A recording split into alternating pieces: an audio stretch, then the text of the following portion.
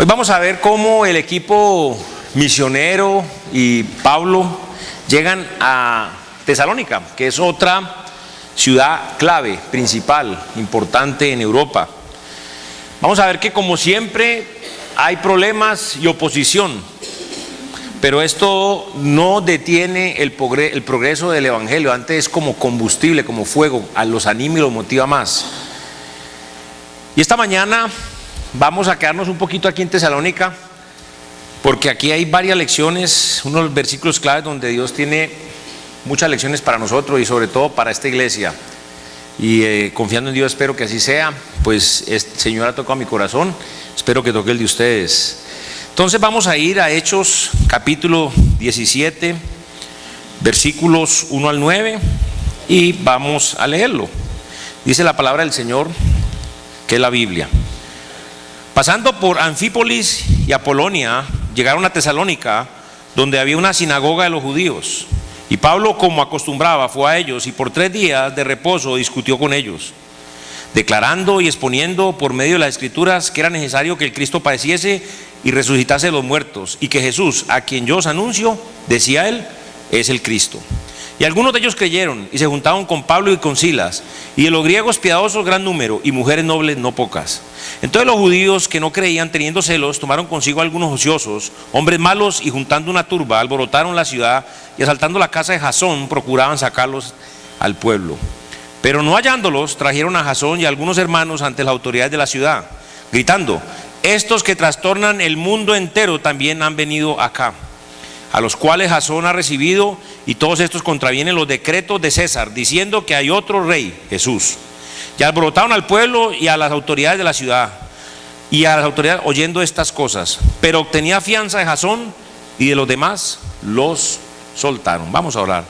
Señor Jehová, Padre amado, Dios todopoderoso, esta mañana venimos ante ti, oh Dios, reconociendo que tú eres el Señor, el dueño de todo, Padre. Nosotros simplemente somos pecadores, unos nos hemos arrepentido, y a pesar de eso sabemos que no somos perfectos, seguimos fallándote, Señor, seguimos faltándote al respeto, seguimos faltándote seguimos siendo rebeldes, seguimos siendo desobedientes, seguimos queriendo hacer nuestra voluntad, no la tuya, que queremos vivir nuestras vidas, no la vida que tú quieres que vivamos, Señor.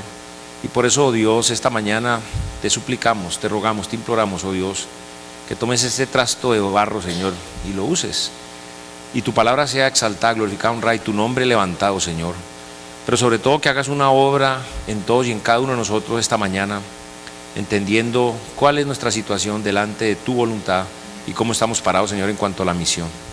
Te pedimos, oh Dios, que tú hagas esta obra. Te lo pedimos en el precioso, maravilloso, grande, magnífico nombre de tu Hijo, quien es nuestro Señor y Salvador Jesucristo. Amén. Ahora, es importante estas lecciones en Tesalónica, primero que todo, ver que en la misión se necesita una estrategia. Si no hay estrategia, vamos a fallar. Si miramos los primeros 3 versículos, dice la palabra del Señor: pasando por Anfípolis y Apolonia, llegaron a Tesalónica, donde había una sinagoga de los judíos. Y Pablo, como acostumbraba, fue a ellos. Y por 3 días de reposo discutió con ellos, declarando y exponiendo por medio de las Escrituras que era necesario que el Cristo padeciese y resucitase de los muertos, y que Jesús, a quien yo os anuncio, decía él, es el Cristo. Lo que vamos a ver es que Pablo tiene una estrategia que siempre sigue en el ministerio. O sea, él tenía una estrategia, era la misma siempre, y esa estrategia él la seguía vez tras vez tras vez. No dejaba, no se apartaba de ella, siempre se ceñía a esa estrategia, siempre cumplía el plan. Ahora, Pablo siempre escoge las ciudades principales de una región. Eso es parte de su estrategia, siempre escoger esas ciudades principales. Mira lo que dice en el primer versículo: pasando por Anfípolis, Apolonia llegaron a Tesalónica, donde hay una sinagoga de los judíos, en Hechos 17:1. Siempre escoge ciudades principales, ciudades claves, importantes de una región. Siempre es el enfoque, el foco allí.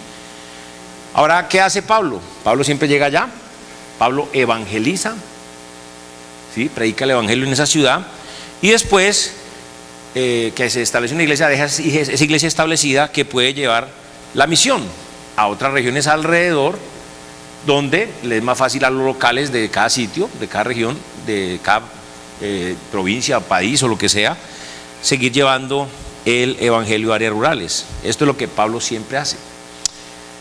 Ahora, cuando se usa una estrategia es simplemente una buena mayordomía de los recursos que tenemos. Lo que estamos viendo aquí y el modelo de Pablo nos sirve para entender por qué, dónde podemos invertir los recursos, donde podamos llevar más fruto, y luego de esto, que el fruto siga llevándose por medio de la obra, en lugares que son más difíciles. Ahora, ¿esto qué nos enseña? ¿Cuál es la lección que podemos aprender esta mañana de esta parte de la Biblia? Algo muy sencillo. Si en el futuro alguien de la iglesia sale de misionero, bueno, tenemos una estrategia que podemos seguir y saber con toda seguridad que es la voluntad de Dios, y es evangelizar y establecer una iglesia en una ciudad clave, en la región en donde Dios esté guiando a esta persona que el Señor quiere mover desde esta iglesia en esa ciudad principal. Ahora, esto no quiere decir que Dios mande misioneros a áreas rurales, a la selva, a donde los indios, todo esto. No, Él lo hace, lo ha hecho y lo seguirá haciendo. Simplemente estamos hablando de lo que es un plan general que vemos aquí en la Biblia, en el modelo, en el ministerio del apóstol Pablo. Y podemos decir que sin otra dirección específica que Dios nos dé como iglesia, ya tenemos en nuestras manos una estrategia para seguir. Ahora, Pablo siempre acostumbraba a predicar primero en la sinagoga. Esto también era parte de su estrategia. Es lógico empezar en un lugar donde haya gente que ya tiene algo de conocimiento de Dios y acerca de la palabra de Dios. ¿Ok?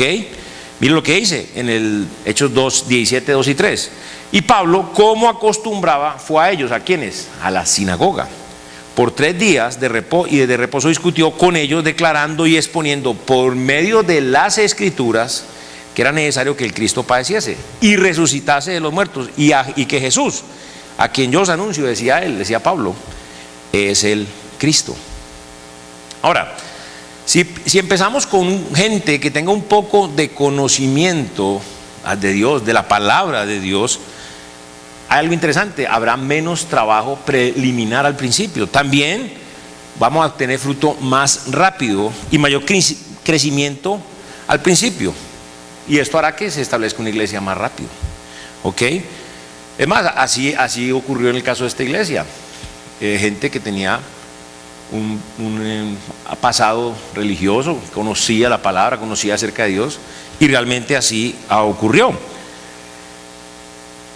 Todo esto es bueno, pero ¿qué aprendemos de estas costumbres de Pablo, de esta estrategia? Bueno, nosotros debemos tener una estrategia en nuestro ministerio. Definitivamente tenemos que tener una estrategia. Nosotros debemos ser metódicos. O sea, una estrategia implica un método establecido que nosotros seguimos para cumplir con la tarea que tenemos. Si no seguimos un método, nos perdemos, se los digo. O sea que si nosotros no establecemos una estrategia, esto implica que vamos a ser metódicos en la obra del Señor. Vamos a ser diligentes y disciplinados, porque nos vamos a ceñir al método, a la estrategia. Y nosotros necesitamos establecer entonces allí prioridades como iglesia. Entonces necesitamos programar entonces salidas y actividades, porque esto es tener una estrategia. Se necesita planear. Si no existen, entonces estamos perdidos. ¿Esto qué quiere decir? Que nosotros debemos ser ¿qué? Intencionales.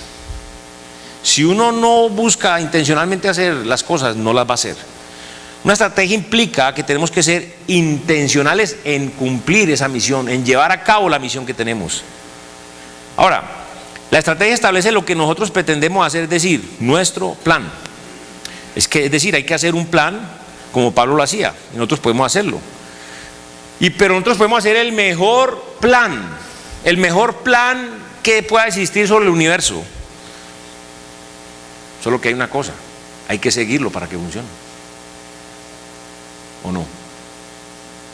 Podemos tener el plan más hermoso en nuestros corazones, en nuestra mente, escrito en diapositivas, en videobeam, escrito, pero si no lo seguimos, no va a funcionar.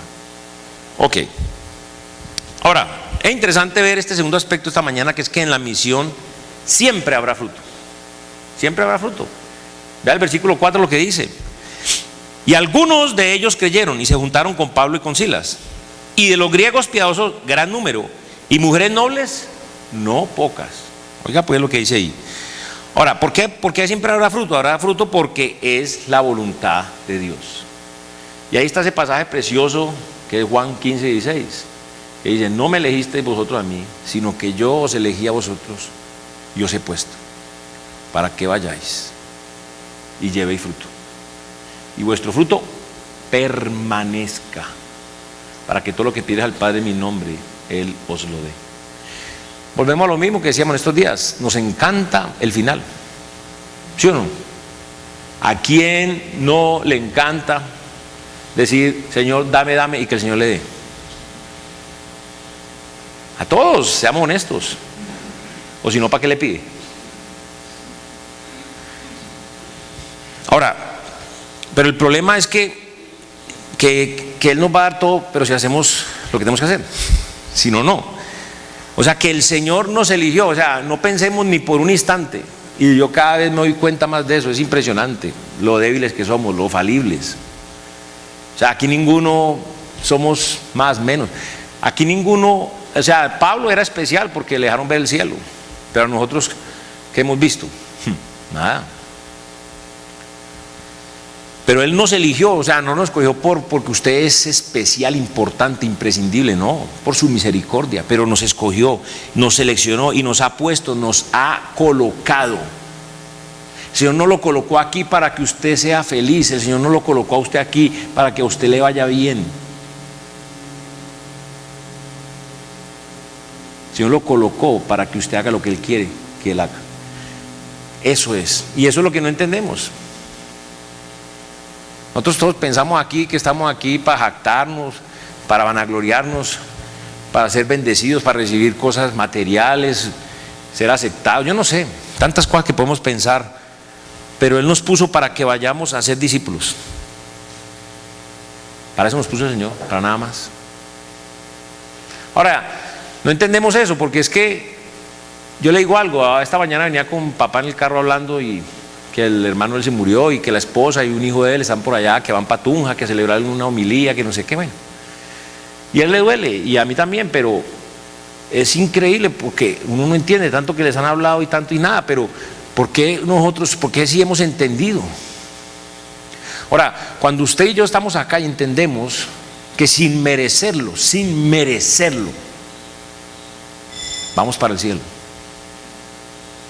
Y no es por nada que usted ni yo hayamos hecho, porque si es por lo que usted o yo hemos hecho, para el infierno vamos. Seamos honestos. Pero el Señor nos pone aquí sin merecerlo, sin ser nada especial, solo por misericordia. Nos pone aquí, pero para que hagamos lo que Él quiere que hagamos. Pero muchas veces nos rebelamos, me incluyo, nos rebelamos contra Él y no lo hacemos.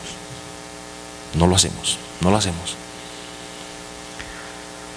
Ahora, dice que nos ha puesto aquí para que nosotros evangelicemos y además discipulemos, para que el fruto permanezca y así obedezcamos a Dios. ¿De qué se trata el libro de Hechos? Sumisión. Pero sí somos sumisos a Dios.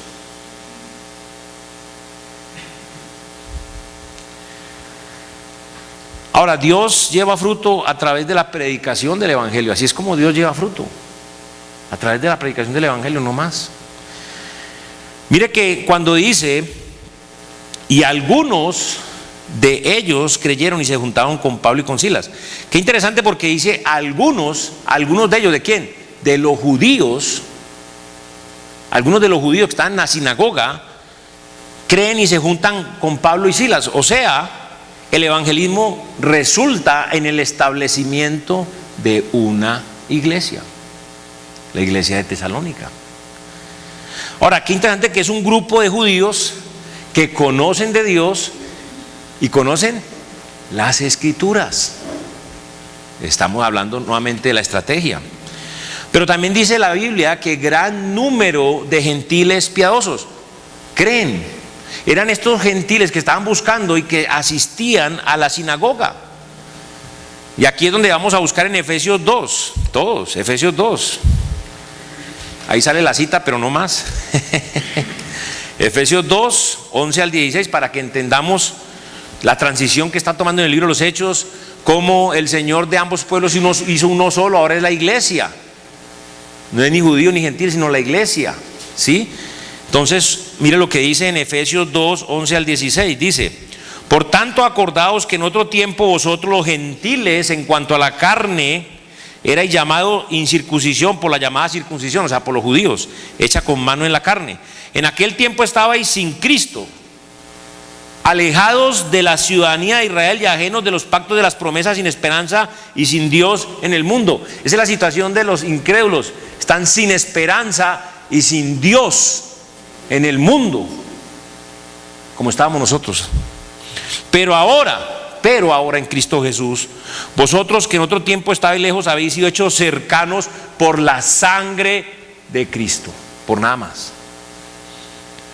Porque Él es nuestra esperanza, que de ambos pueblos, ¿de quién? Circuncisos e incircuncisos, de gentiles y judíos, hizo uno, la iglesia, derribando la pared intermedia de separación, aboliendo en su carne las enemistades, la ley de los mandamientos expresados en ordenanzas, para crear en sí mismo de los dos un solo y nuevo hombre, haciendo la paz, y mediante la cruz reconciliar con Dios a ambos en un solo cuerpo, el cuerpo de Cristo, la iglesia, matando en ella las enemistades. Y sabemos que en Efesios 3, 1 hasta el 7, ahí habla del misterio que fue revelado, el cuerpo de Cristo, la iglesia. Pero, y dice también, ¿qué más? ¿Qué más pasó allí? Dice: no pocas mujeres ricas se convierten también. Qué tremendo. Y vamos buscando 1 Timoteo 6, pero qué tremendo, porque algunas personas piensan que el evangelio es solo para tontos, brutos o pobres. Oh, sí. Y qué pena, mujeres riquísimas servían a Jesucristo. Y aquí mujeres riquísimas se convirtieron al Señor. Mira lo que dice la Biblia en 1 Timoteo 6, ya voy. Sí, 1 Timoteo 6, versículos 17 al 19. Vea lo que dice a los ricos de este siglo. Vea el mensaje que usted y yo debemos darle a los ricos hoy en día. A los ricos de este siglo manda que no sean altivos, ni pongan en la esperanza en las riquezas, las cuales son inciertas, sino en el Dios vivo, que nos da todas las cosas en abundancia para que las disfrutemos. Que hagan bien, que sean ricos en buenas obras, dadivosos, generosos, atesorando para sí buen fundamento para lo porvenir, que echen mano de la vida eterna. ¿Por qué? Porque cuando viene la pelona, de nada le sirven sus millones. Porque si se van para el infierno, qué tristeza. Aquí pudieron tener placer, gozar por un poquito de tiempo, pero allá sufrirán por la eternidad.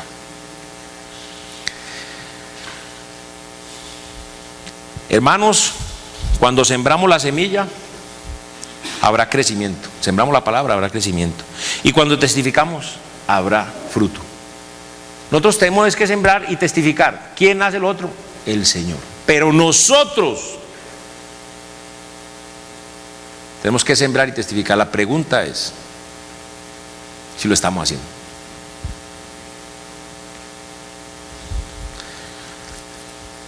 Ponga a pensar que usted tiene una tierra hermosa, preciosa, abonada, todo está listo. Lo único es que usted tiene que levantarse y ir y tirar la semilla. Pero yo me pregunto, dice la palabra que los campos están listos para la cosecha, que ya está listo. Que nosotros, nuestro deber, lo único es sembrar, tirar la semilla, ir a testificar, predicar el evangelio.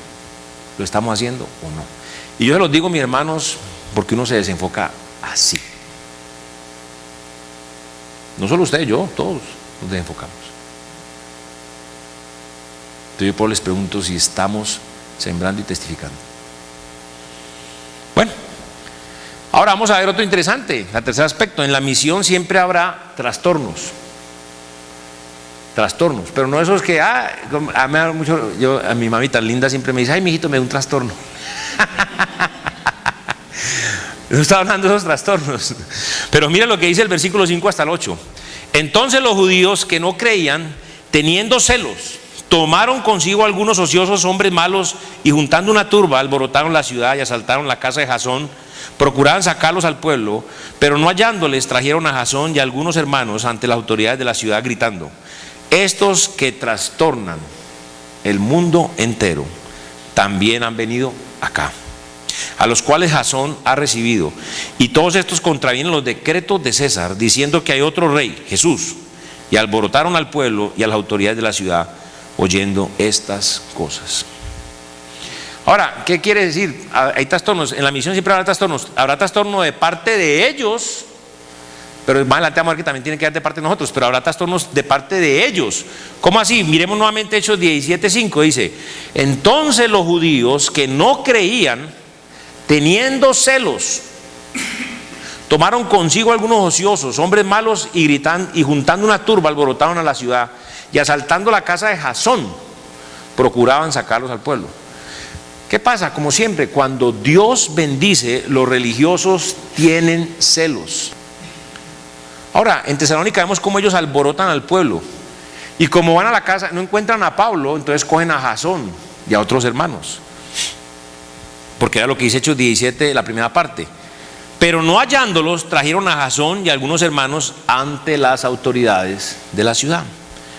Esta historia aquí es muy fácil de entender, es algo que se repite una y otra vez, ya hemos visto mucho con Cristo, con Esteban, con todos.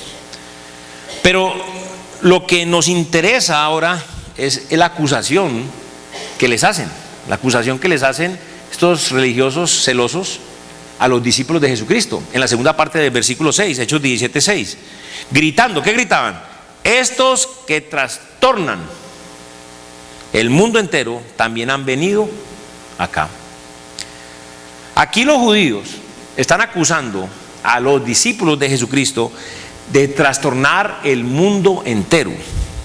Es decir, que los judíos dicen: los discípulos del Señor Jesucristo están inquietándonos, alterándonos y perturbando el mundo entero, nuestro mundo, con este mensaje. La predicación por parte de los discípulos inquietó, alteró, perturbó a los judíos. Es decir, causó trastorno en el mundo de ellos, y por eso se oponían. Ahora, debería haber trastorno de parte de nosotros. Por eso necesitamos hacernos dos preguntas. La primera: ¿cómo trastornaron el mundo Pablo y su equipo? ¿Cómo? Vamos a ver. Ojo con esto que va a decir. Pablo no entraba a una ciudad tranquilo para tener una conferencia bíblica en la iglesia con los hermanos, después ir a comer a un restaurante, y al terminar la conferencia, tranquilito, se iba así como llegó. No era así, sino que Pablo entraba a una ciudad y en cuestión de días, escuche, cuestión de días, la trastornaba. ¿Cómo lo hacía? Preguntémonos, ¿lo hizo evangelizando por medio de amistades y de contactos naturales? Pablo entraba a una ciudad, se establecía, conocía a la gente, se ganaba el derecho con su buen testimonio, luego los invitaba a un asadito de carne y después de años los invitaba a la iglesia. No. Leamos nuevamente. En Hechos 17, la segunda parte del 6, gritando: estos que trastornan el mundo entero también han venido acá. Aquí vemos que, ¿cómo logró Pablo esto? ¿Cómo lo logró Pablo? Lo logró evangelizando intencionalmente y agresivamente, mis hermanos, a los desconocidos, todos los días en las calles, casa por casa, hablando con la gente del arrepentimiento para con Dios y de la fe en el Señor Jesucristo. Así lo hizo Pablo. Vea lo que dice Hechos 20 al 21. Y como nada que fuese útil, he rehuido de anunciaros y enseñaros públicamente y por las casas, testificando a judías y a gentiles, o sea a todos, acerca del arrepentimiento para con Dios y de la fe en nuestro Señor Jesucristo. O sea, no es muy complicado. Lo que pasa es que causa incomodidades, como ya lo hemos aprendido. No podemos estar cómodos si queremos lograr esto. No es complicado, mis hermanos, no es complicado. Es ir donde está el pecador. Aquí es donde están los pecadores. Aquí no los vamos a ganar. Y procurar hacer un discípulo. ¿Cómo? Predicándole el evangelio, llamándolo al arrepentimiento para con Dios. ¿Por qué? Porque ha pecado y lo ha ofendido, ha quebrantado la ley y ha ofendido a Dios. Y de la fe en el Señor Jesucristo. ¿Por qué? Arrepentimiento y fe. Fe en lo que Cristo hizo por él en la cruz del Calvario. Así fue como Pablo y su equipo trastornaron el mundo entero en el primer siglo. En el primer siglo. Y este es el patrón que vemos en la Biblia, en el libro de los Hechos, que es el manual de las misiones bíblicas. Ahora hagamos la segunda pregunta. ¿Por qué nosotros no estamos trastornando el mundo? Déjeme decirle, hoy en día hay más iglesias cristianas que nunca jamás. Hasta en la Antártida hay iglesia cristiana. Por si de pronto lo trasladan para allá. Hoy en día las iglesias cuentan con los mayores recursos que nunca más en toda la historia.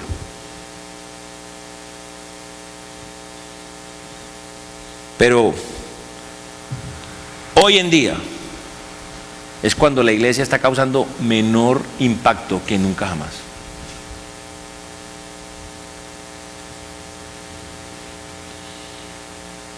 ¿Por qué es esto así?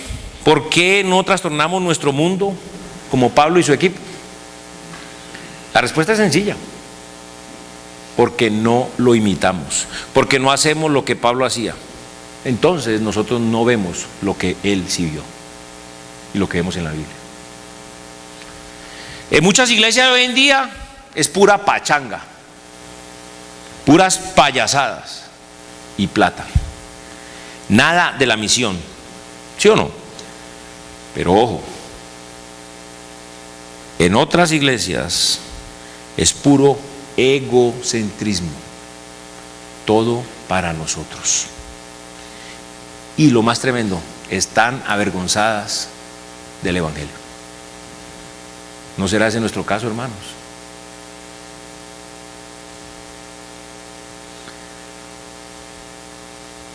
Pablo era un predicador en la calle, además de que Pablo evangelizaba entre amigos, entre compañeros y la familia.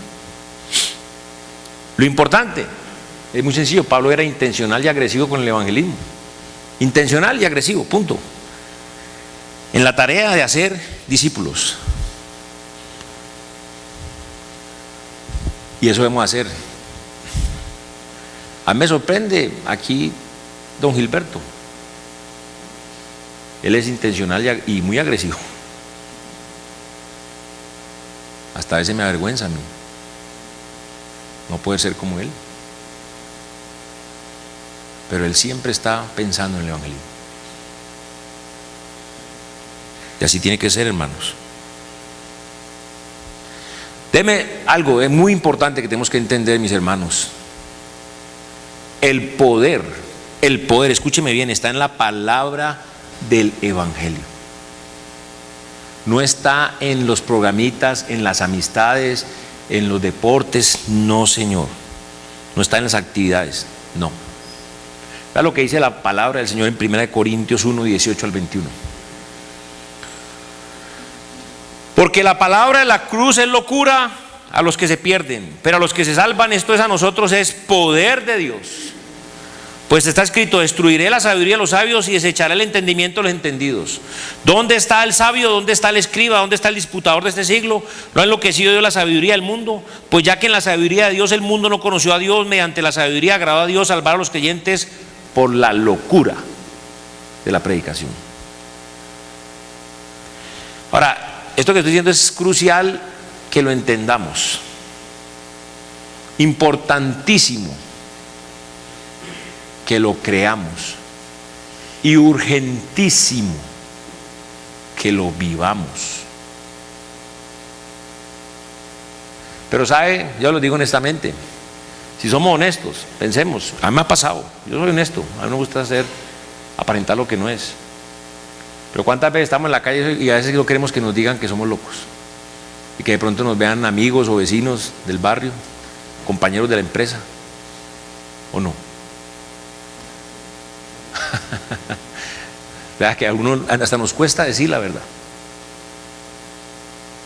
Acuérdense que no nos va a pasar como a Shakira, ciega, muda y tonta. ¿Qué? Ciega, muda y tartamuda, yo no sé, bueno, sorda, ciega, muda. Y eso es lo que el diablo hace con los seres humanos. No nos deja ver, no nos deja oír la palabra del Señor, no nos deja ver la realidad, no nos deja hablar el Evangelio. Entonces, cuando Pablo entraba en una ciudad, sucedían muchas cosas, buenas y malas. ¿Por qué? Porque todo el mundo sabía que había llegado el apóstol Pablo. ¿Por qué? Porque trastornaba las ciudades enteras, evangelizando entre sus compatriotas y en las calles. Ahora, honestamente, nuestro corazón, preguntémonos, ¿no queremos hacer lo mismo? ¿No queremos trastornar nuestras familias enteras este año? ¿No queremos trastornar el mundo de nuestros amigos, trastornar nuestro trabajo, nuestros compañeros de universidad, de estudio, nuestros vecinos? ¿Sabe por qué lo queremos hacer? Porque Dios quiere hacerlo y Él vive en nosotros. No es difícil, pero tenemos que ser intencionales en el evangelismo. Intencionales en salir como iglesia, iglesia en acción y salidas de iglesia. Y perdón por lo que va a hacer, y qué pena que le tocó al Egipto, pero le pregunto, hermano, ¿cuántos te vinieron ayer? 5 Pedro y no Calitos. Bueno, no, tranquilo, no, sí, yo sé, pero déjeme decirle algo. Ese grupo es de más personas. Y mire cuánta gente hay acá. Y yo le digo a usted que si usted no tiene un compromiso académico, laboral, lo que pasa es que muchas veces nos metemos, nos enredamos, porque estamos ociosos, se lo digo. Pero si para nosotros un sábado en la tarde es más importante estar con la sociedad, o en la Feria de las Flores, o en un mall, o venir una vez al mes para el Señor, ¿en qué estamos, hermanos? ¿En qué estamos? Yo los pregunto, ¿en qué estamos, mis hermanos? Ah, no, que es que los niños, que la familia, que esto. Entonces, ¿qué le estamos enseñando a nuestros hijos? ¿Qué va a pasar después de nosotros, la generación que sigue en esta iglesia?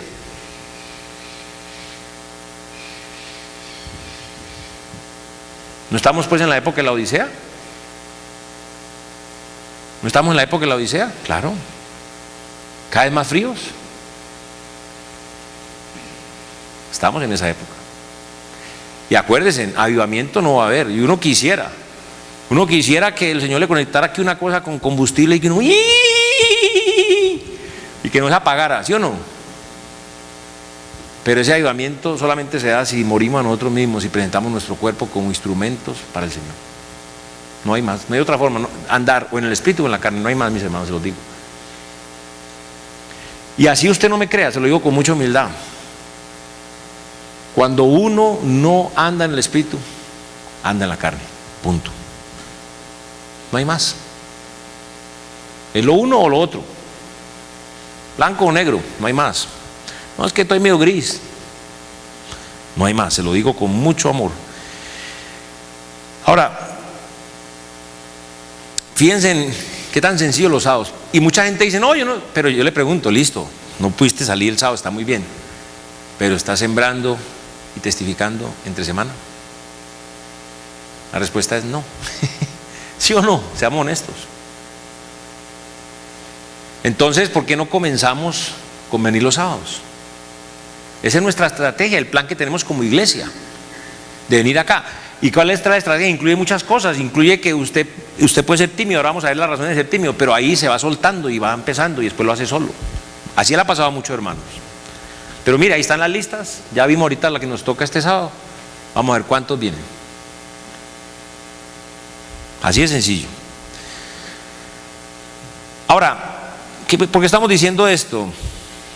Nosotros tenemos que ser intencionales en aprovechar cualquier oportunidad.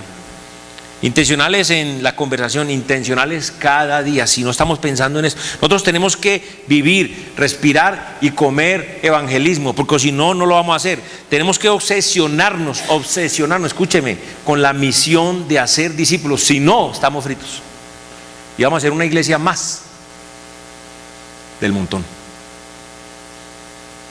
Y podemos tener devocionales, podemos mirar todos los predicadores en internet, podemos leer todos los libros que quiera y no estamos haciendo nada.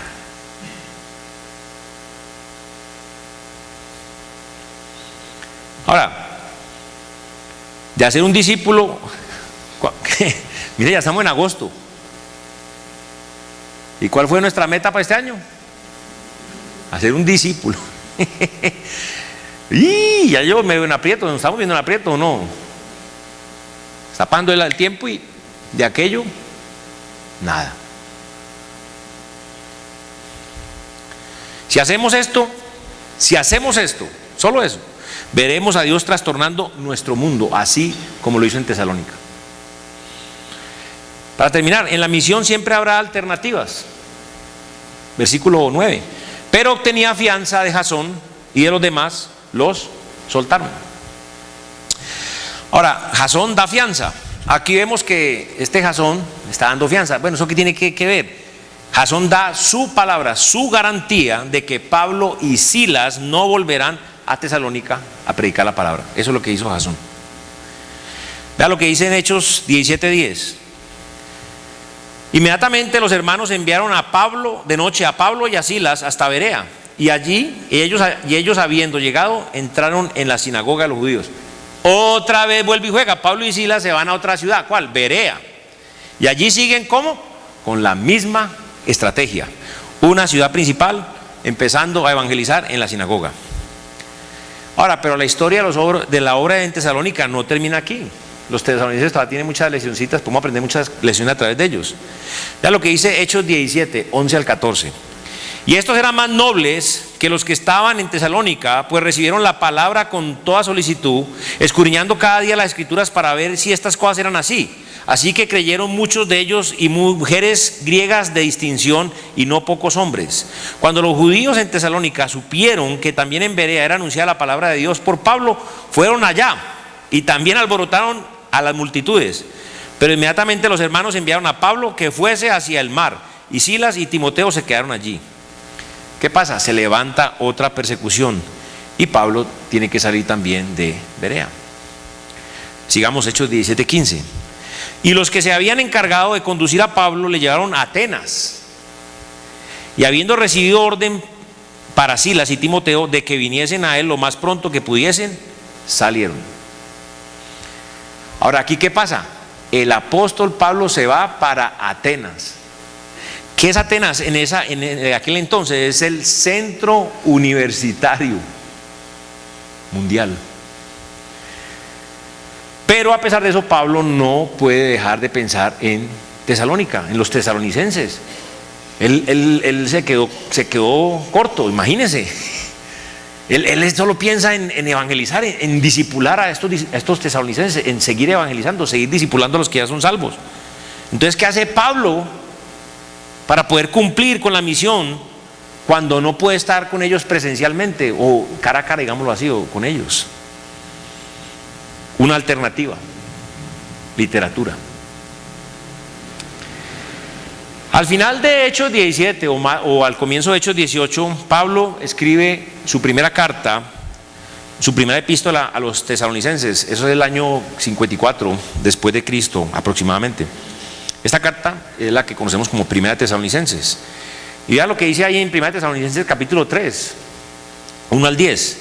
Por lo cual, no pudiendo soportarlo más, acordamos quedarnos solos en Atenas y enviamos a Timoteo, nuestro hermano, servidor de Dios y colaborador nuestro en el Evangelio de Cristo, para confirmaros y exhortaros respecto a vuestra fe, a fin de que nadie se inquiete por estas tribulaciones, porque vosotros mismos sabéis que para esto estamos puestos, porque también estando con vosotros os predecíamos que íbamos a pasar tribulaciones, como ha acontecido y sabéis, por lo cual también yo, no pudiendo soportarlo más, envié para informarme de vuestra fe, no sea que os hubiese tentado el tentador y que nuestro trabajo resultase en vano. Pero cuando Timoteo volvió de vosotros a nosotros y nos dio buenas noticias de vuestra fe y amor, y que siempre nos recordáis con cariño, deseando vernos, como también nosotros a vosotros, por ello, hermanos, en medio de toda nuestra necesidad y aflicción, fuimos consolados de vosotros por medio de vuestra fe. Porque ahora vivimos si vosotros estáis firmes en el Señor, por lo cual, ¿qué acción de gracias podremos dar a Dios por vosotros, por todo el gozo con que nos gozamos a causa de vosotros delante de nuestro Dios, orando de noche y de día con gran insistencia para que veamos vuestro rostro y completemos lo que os falta a vuestra fe? Ahora, poco después, durante este mismo año, el apóstol Pablo les escribe nuevamente Segunda de Tesalonicenses a los creyentes de Tesalónica.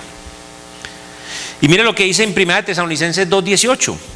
Por lo cual quisimos ir a vosotros, yo Pablo ciertamente una y otra vez, pero Satanás nos estorbó. O sea, si Pablo no pudo hablarles cara a cara de una forma presencial, entonces le mandó una carta.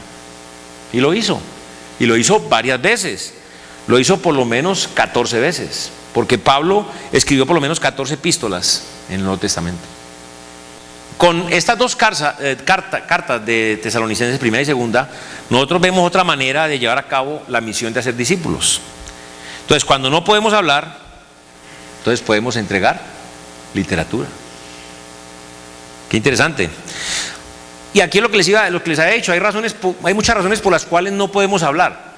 Por ejemplo, muchos de ustedes no hablan porque son tímidos. Muchos de ustedes tienen temor.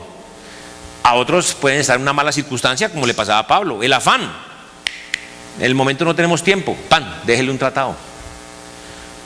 O una puerta cerrada, alguna persona de la familia no quiere oír, o alguien en la calle, le damos un tratado. Y después entonces le hace esto.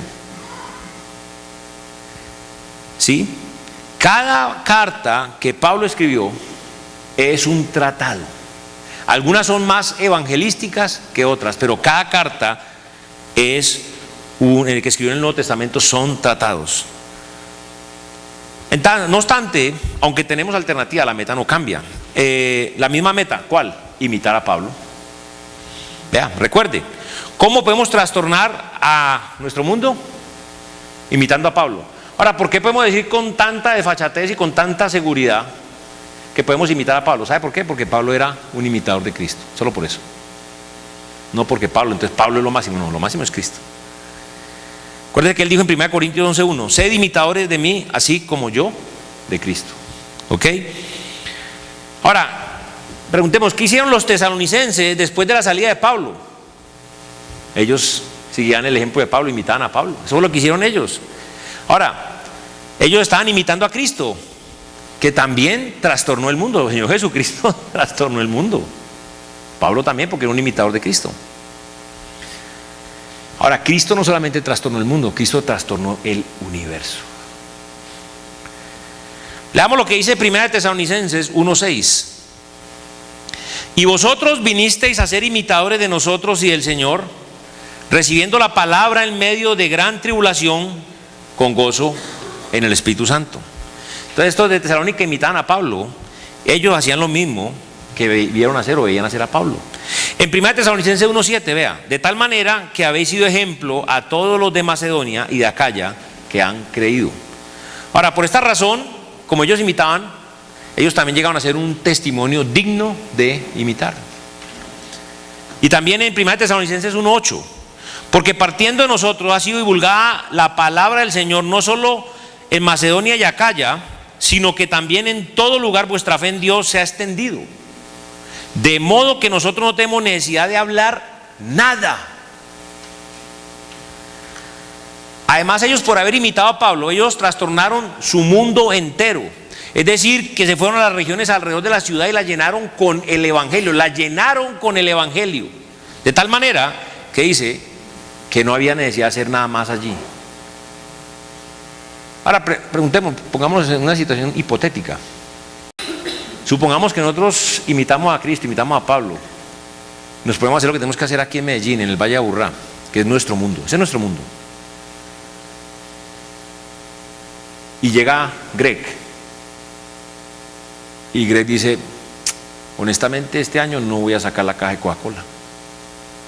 ¿Por qué, Greg? Ah, no, es que aquí no hay nada que hacer, ustedes lo están haciendo todo.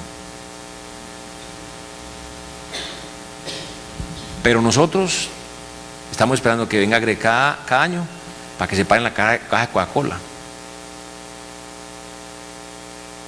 y haga lo que nosotros debemos estar haciendo.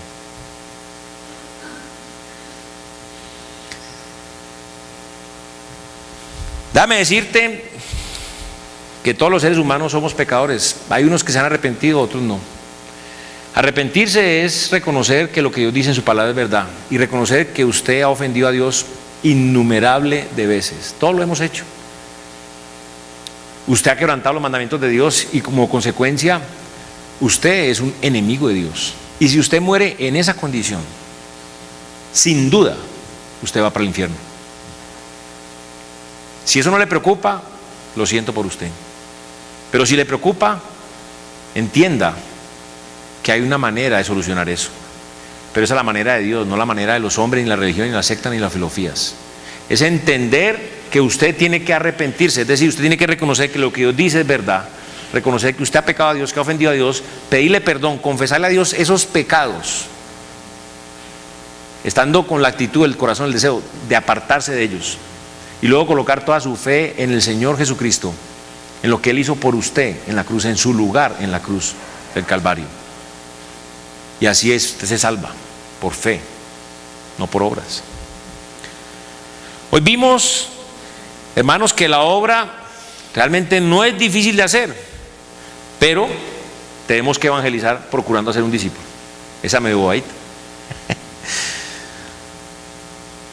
Ahora, necesitamos una estrategia, así como Pablo tenía. Pero acuérdense que nosotros ya tenemos una estrategia. Nosotros tenemos el evangelismo, el discipulado, el desarrollo de líderes, eso es lo que trabajamos como iglesia.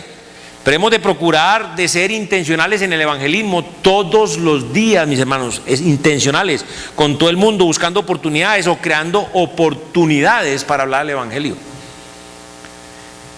Ahora, no se nos olvide, mis hermanos, siempre que testifiquemos, usar la ley. ¿Por qué? Hace 8 días vimos que las personas no saben que necesitan ayuda, ¿recuerdan? La gente no sabe que es pecadora, la gente no entiende que es pecado, no sabe que es quebrantar la ley de Dios, 1 Juan 3:4. Entonces hay que explicarles cuáles son los mandamientos, explicarles que decir una mentira, ser mentiroso, ofende a Dios. Ser fornicario ofende a Dios, ser adúltero ofende a Dios, ser idólatra ofende a Dios, ser codicioso ofende a Dios.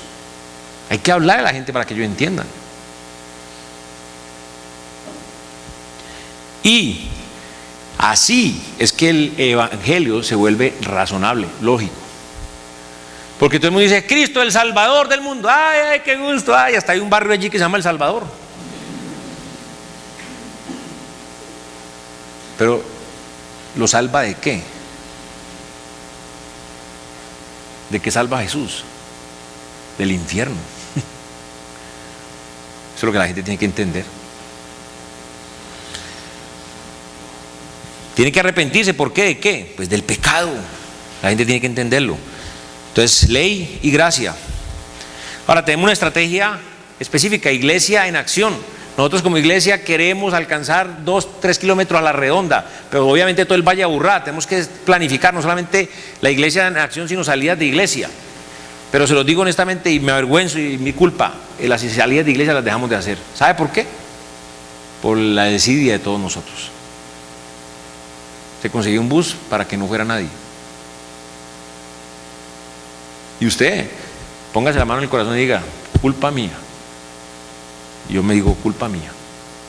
Porque es culpa de todos nosotros, que no lo sigamos haciendo. Iglesia en acción, gracias a Dios lo hacemos, pero cojos. Grupos de 20, 5. ¿Dónde están los otros 15? Ahí están los grupos, anótense y vengan. Ahora, procuremos, hermanos, trastornar nuestro mundo con el Evangelio. Nuestro mundo es el Valle de Aburrá. Ese es nuestro mundo. Por ahora no pensemos en algo más, si no estamos pensando en eso. ¿Para qué vamos a tratar de abarcar más y ni siquiera agarramos 2,5 kilómetros de la redonda? Entonces entendamos y creamos que de todo nuestro corazón que hay poder en el Evangelio de Cristo, hay poder en la palabra de Dios. Entonces no confiemos en truquitos, no confiemos en nuestra creatividad, sino que solo hemos de comunicar el mensaje de la cruz a los inconversos. Hagamos todo lo posible para hacerle llegar el mensaje de Cristo a la gente que lo necesita. La gente, los hombres están muriendo en sus delitos y en sus pecados todos los días afuera. Entonces trastornemos al mundo, hermanos, pero procuremos hacerlo entre todos. Señor Padre amado, gracias por tu palabra es la verdad, Señor.